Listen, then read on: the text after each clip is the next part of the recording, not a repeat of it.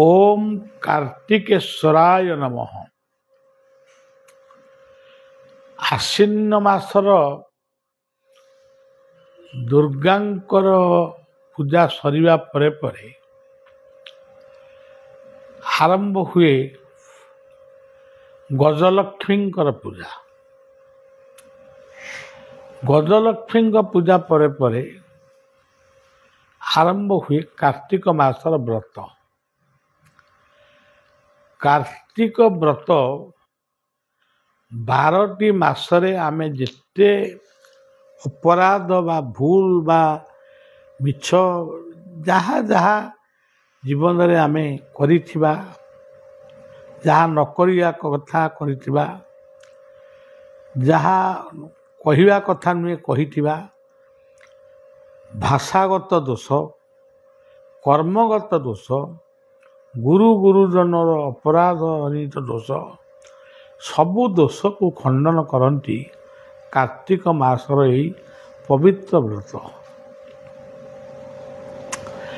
कार्तिक मासरे जी जेउठी स्नान करूना कहीं से स्नान होची गंगा जमुना सरस्वती स्नान सहित समान।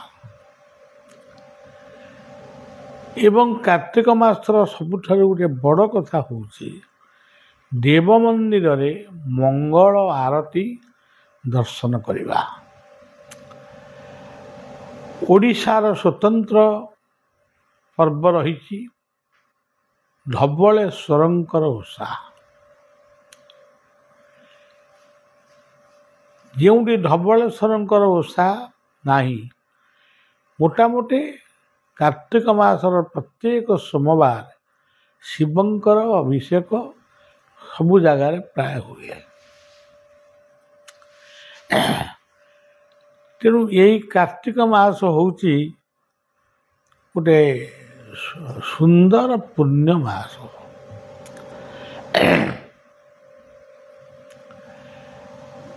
यही कार्तिक मासरे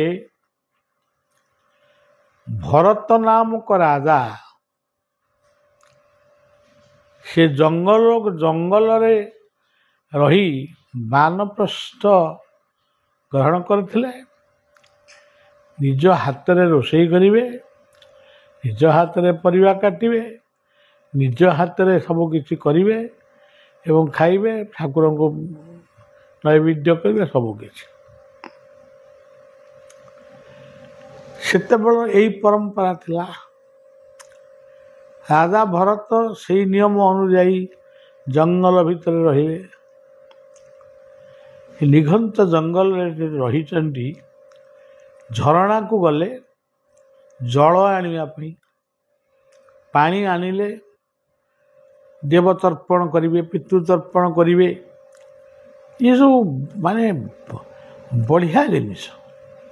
आकु जदि आपण माने बसिक टिके मनन करते देवतर्पण कौन, पितृतर्पण कौन, ताहले आपण मानक मन हुंता जे एई भली धर्म रे आमे रही आमे सौभाग्यवान होइछे। जेमती आमे अन्न टिके खाऊ, अन्न टिके खाइबु, किंतु खाली अन्न खाइबुनी। सेठी डाली थिबो, भजा थिबो, तरकारी थिबो, खीरी थिबो, साग थिबो, ताहले आमु सेटा खाइबाको भल लागे। सनातन धर्मर कथा होची एक समन्वयर कथा। इति सबु व्रत सबु उपासना अछि, किंतु एथि पारिवारिक जीवन र गठन आउ ये सब कथा सेवा, मानव सेवा, जीव को भल पाइबा, जीव सेवा, ये सब कथा आम व्रत भी सहित तार संपर्क भी अच्छी। आपण मैंने जानते जोटी गोटे यज्ञ हम सेठी सूर्यंकर पूजा हम। सूर्य कौन केवल हिंदूर, सेठी गोमातांकर पूजा हम। गोमाता कौन केवल हिंदूंकर। तेणु यही बुझे ଆମ ସନାତନ ଧର୍ମର ପ୍ରତିଟି ବିଧି ବିଶ୍ୱ ପାଇଁ ଉଦ୍ଦିଷ୍ଟ।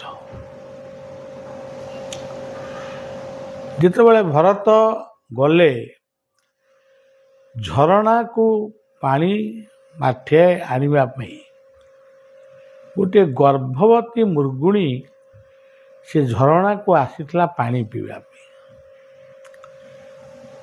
ଚଳଚଞ୍ଚଳ ମଣିଷର ଗତିବିଧିକୁ ଲକ୍ଷ୍ୟ କରି ସେ ଟିକେ ତରକା ଜନ୍ତୁ,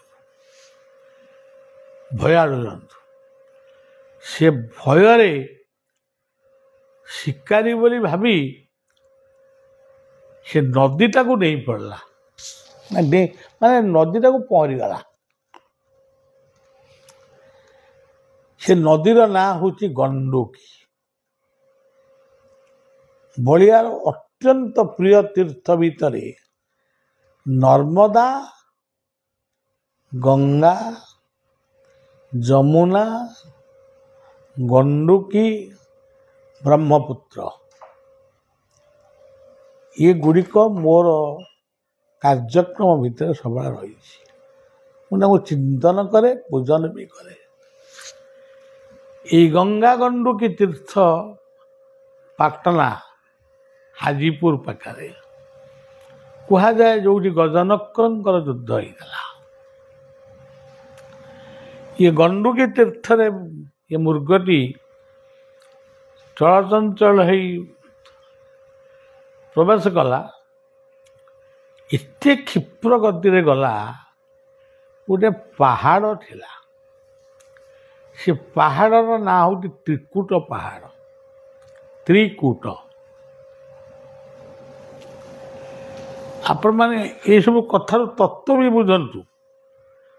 ନଦୀ, ତୀର୍ଥ ନଦୀର ନାମ ହେଲା ଗଣ୍ଡୁକୀ। ପାଣି ଆଣିବାକୁ ଯାଇଥିଲେ ଭରତ, ମୃଗୁଣୀ ଛାନିଆ ହେଇ ଦୌଡ଼ିଲା। ତ୍ରିକୁଟ ପାହାଡ଼ରେ ସେ ଯାଇ ଏଭଳି ଭାବରେ ବାଡ଼େଇ ହେଇଗଲା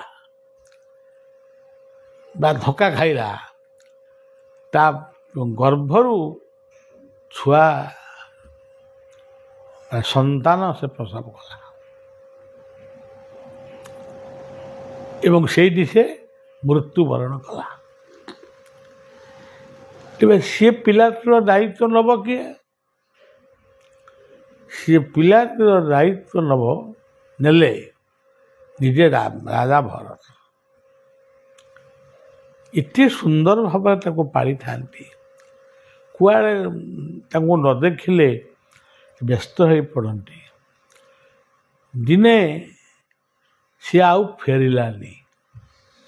ରାଜା ଭରତ ମଧ୍ୟ ବ୍ୟସ୍ତ ହୋଇ ପଡ଼ିଲେ। ଫେରିଲାନି କାହିଁକି? ମୋ ମୃଗ ଶିଶୁକୁ କ'ଣ ବାଘ ଖାଇଗଲା କି? ଶିକାରୀ ନେଇଗଲା କି? ଏମିତି ଚିନ୍ତାଗ୍ରସ୍ତ ହେଇ ସେ ଅଚିନ୍ତ୍ୟ ରାଜ୍ୟରୁ ଫେରି ଆସିଲେ। ଯେଉଁ ଅଚିନ୍ତ୍ୟ ରାଜ୍ୟରେ ସେ ଥିଲେ, ଅନନ୍ତଙ୍କୁ ଚିନ୍ତା କରୁଥିଲେ ବା ବାନପ୍ରସ୍ଥ ଧର୍ମ ଗ୍ରହଣ କରିଥିଲେ, ସେଇ ଚିନ୍ତାରୁ ସେ ପୁଣି ଫେରିଆସି ପୁଣି ବ୍ୟସ୍ତ ବିବ୍ରତ ଭିତରେ ଜୀବନ ଅତିବାହିତ କରି ନିଜେ ମଧ୍ୟ ଶେଷକୁ ମୃତ୍ୟୁବରଣ କଲେ। ଏବଂ ମୃତ୍ୟୁବରଣ କଲାବେଳେ ସେଇ ମୃଗ ରୂପଟାକୁ ଦେଖିଥିବାରୁ ସେ ନିଜେ ମଧ୍ୟ ଗୋଟେ ମୃଗ ହେଇକି ଜନ୍ମ ହେଲେ। ମୃଗର ଧର୍ମ ଚଳଚଞ୍ଚଳ, ଶିକାରୀର ଧର୍ମ ମୃଗକୁ ଶିକାର କରିବା। ଗୋଟେ ଶିକାରୀ ଯେତେବେଳେ ଏ ମୃଗକୁ ଯାଇକି ମାନେ ଧରିବା ପାଇଁ ବା ଶିକାର କରିବା ପାଇଁ ଚେଷ୍ଟା କରିଛି, ମୃଗ ଛାନିଆ ହେଇକିରି ଦୌଡ଼ିକିରି ପଳେଇଲା। ଯାଇକିରି ଗୋଟେ ଲତା, କଣ୍ଟା ବଣ୍ଟା ଯେଉଁ ଜଙ୍ଗଲ ମାନଙ୍କରେ ଥାଏ, ସେମିତିଆ ଗୋଟେ ଲତା ଭିତରେ ଯାଇକିରି ତା ଶିଙ୍ଗ ଗୁଡ଼ାକ ବଡ଼ ବଡ଼ ସେ ଲାଖିଗଲା। ଲାଖିଗଲା ପରେ ସିଏ ଆଉ ସେ ଜାଗାରୁ ମାନେ ମୁକ୍ତି ପାଇପାରିଲା ନାହିଁ। ସେଇଠି ସେ ଭଗବତ ଚିନ୍ତନ କରୁଛି। ମୃଗ ହେଲେ ବି ସେ ଭଗବତ ଚିନ୍ତନ କରିଛି। ତାର ମନେ ପଡ଼ିଗଲା, ଆରେ ହେ ମୁଁ ମୃଗ ନୁହଁ, ମୁଁ ଏଇ ଭାରତବର୍ଷର ଜଣେ ବିଶ୍ୱବନ୍ଦ୍ୟ ରାଜା ଭରତ। ମୁଁ ମୃଗକୁ ଭଲ ପାଇ ଶେଷରେ ମୁଁ ମୃଗ ଜନ୍ମ ପାଇଛି, ତେଣୁ ଆଉ ଇଏ ଦେହକୁ ରଖିବେନି। ସେଇଠି ମୃଗ ବି ଦେହ ତ୍ୟାଗ କଲା ଏବଂ ଦେହ ତ୍ୟାଗ ପରେ ସେ ପୁଣି ଗୋଟିଏ ମୃଗ ହେଇକି ହିଁ ଜନ୍ମ ହେଲା, ଗୋଟେ ମଣିଷ ହେଇକି ଜନ୍ମ ହେଲା, ଯାହାଙ୍କର ନାଁ ହେଲା ଜଡ଼ ଭରତ।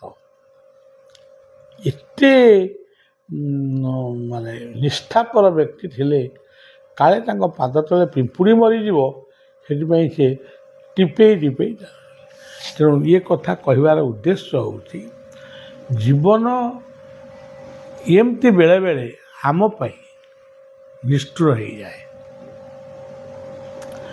ଆମର ପ୍ରବୃତ୍ତି ନିଷ୍ଠୁର ହେବା ପାଇଁ ଯେତେବେଳେ ବାଧ୍ୟ କରେ, ଆମ ଜୀବନଟା ନିଷ୍ଠୁରମୟ ହେଇଯାଏ, ହିଂସାରେ ପରିପୂର୍ଣ୍ଣ ହେଇଯାଏ।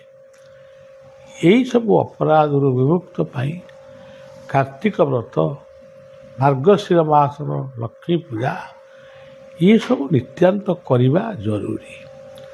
ତେଣୁ ଆପଣମାନେ ଆଜି କାର୍ତ୍ତିକ ପୂର୍ଣ୍ଣମୀ, ମୋର ବାପା ସଚିଦାନନ୍ଦଙ୍କର ଦେହତ୍ୟାଗ ଦିବସ, ନିରାଡମ୍ବର ଭାବରେ ଏହା ପାଳନ ହେଉଛି। ଆସନ୍ତାକାଲି ମୋ ବୋଉ ବସନ୍ତ ଦେବୀଙ୍କର ଦେହତ୍ୟାଗ ଦିବସ। ତେଣୁ ଭକ୍ତମାନେ ଆସିଛନ୍ତି, କାଲି ମଧ୍ୟ ସେ କାର୍ଯ୍ୟ ହେବ। ତେବେ ଯାହା ହଉ ଯେ ସବୁ ବାପା ବୋଉ, ସମସ୍ତଙ୍କ ବାପା ବୋଉଙ୍କୁ ବଳିଆ ପ୍ରଣାମ ଜଣାଉଛି। ସବୁ ବାପା ହିଁ ମୋ ବାପା, ସମସ୍ତଙ୍କ ବୋଉ ମୋ ବୋଉ। କାରଣ ମୁଁ ଯେଉଁ ପ୍ରକ୍ରିୟାରେ ଜନ୍ମ ହେଇଛି, ଆପଣମାନେ ସେଇ ପ୍ରକ୍ରିୟାରେ ଜନ୍ମ ହେଇଛନ୍ତି। ପ୍ରକୃତି ପୁରୁଷର ସମ୍ଭୋଗରୁ ଇଏ ପୃଥିବୀ ଜନ୍ମ ନେଇଛି। ତେଣୁ ପ୍ରତ୍ୟେକ ପିତାମାତାଙ୍କ ଭିତରେ ସେଇ ଅଦୃଶ୍ୟ ପିତାମାତା ଜ୍ୟୋତି ରୂପରେ ଅଛନ୍ତି। ତେଣୁ ସଜ୍ୟୋତି ଭଗବାନ, ସେଇ ଜ୍ୟୋତିର୍ମୟ ପୁରୁଷଙ୍କୁ ଏ ସେବକ ବଳିଆ କାର୍ତ୍ତିକ ପୂର୍ଣ୍ଣମୀର ବିଳମ୍ବିତ ରାତ୍ରିରେ ପ୍ରଣାମ ଜଣାଇ, ଯେଉଁମାନେ ଅମୋକ୍ଷ ଭାବରେ ବୁଲୁଛନ୍ତି ତାଙ୍କର ମୋକ୍ଷ କାମନା କରି ରହୁଛି। ଜୟ ଗୁରୁ, ଜୟ ଜଗନ୍ନାଥ, ଜୟ ଗୁରୁ, ଜୟ।